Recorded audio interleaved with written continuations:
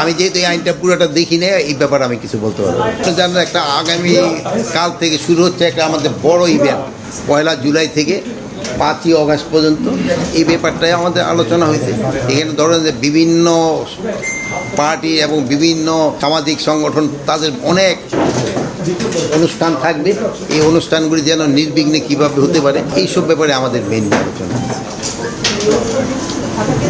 না, এটা পুরা বাংলাদেশে হবে, অনুষ্ঠানগুলি পুরা বাংলাদেশে হবে।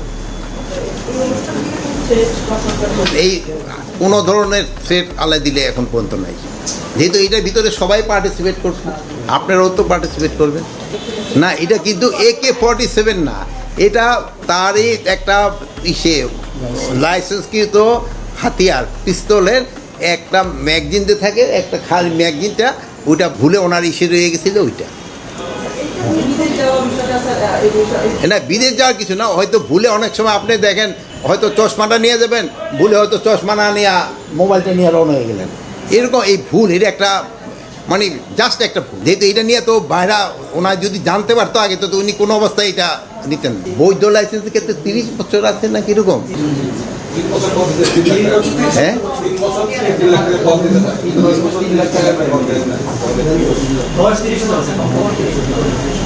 আমি অবশ্যই আইনটা মানে নতুন আইন হচ্ছে, আমি যেহেতু এই আইনটা পুরোটা দেখি না, এই ব্যাপারে আমি কিছু বলতে পারবো না। ওনার সাথে তো আর আমার কথা হয় না, বাট জিনিসটা তো বোঝা যায় যে হয় কি, আপনি যদি জানেন যে এখানে একটা হাতিয়ার নিয়ে ঢুকার কথা না, তা আপনার পকেটে যদি ধরেন হঠাৎ একটা গলি পাওয়া গেল, তো আপনি বোঝা যাবে যে এটা আপনি ভুলেই না, এটা ওঠে নেই।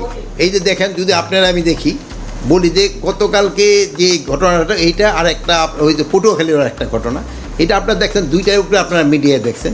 এটা কিন্তু আইন শৃঙ্খলা বাহিনী কিন্তু তারা প্রপার অ্যাকশন নিচ্ছে, যে এই দোষটা করছে তার সাথে সাথে আইনের আওতায় নিয়ে আসছে, এবং যারা ভিডিওগুলি করছে তাদেরও কিন্তু আইনের আওতায় নিয়ে আসছে। আর পটুয়াখালী ঘটনা যদি দেখেন, ওখানে তারাই আত্মীয় স্বজন গিয়ে কিন্তু একটা দুই দলের দুই মতবাদের ওইটা, এখানে ক্ষেত্রে আইন শৃঙ্খলার বাহিনীর তো কোনো রকমের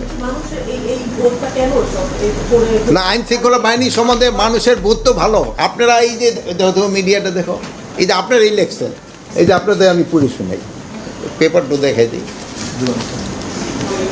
দেখছেন তো পেপারটা? দেখছেন আপনারা জনগণের প্রশ্ন করছিলেন যে দেশে বর্তমান আইন শৃঙ্খলা পরিস্থিতি উন্নতি হয়েছে বলে মন্তব্য করেছেন স্বরাষ্ট্র উপদেষ্টা লেফটেন্যান্ট জেনারেল অবসরপ্রাপ্ত মোহাম্মদ জাহাঙ্গীর আলম চৌধুরী। আপনি কি তার মতের সাথে একমত? এখানে 62% লোক বলছে হ্যাঁ, 35% লোক বলছেন না, 3% লোক বলছে মন্তব্য নাই। আপনি একটু লিখে নিয়ে দিতে পারেন, পরে বলবো তাহলে হয়তো আবার রং দিল কিনে নিয়ে দেখেন, দেখে দেখেন। তো এই তো এখন জনগণের পারসেপশন তো অনেক ভালো, তো এই এই জনগণের পারসেপশনের উপরে তো আমরা নির্ভর করি, তো আল্লাহ দিলে হয়তো উন্নতি হচ্ছে।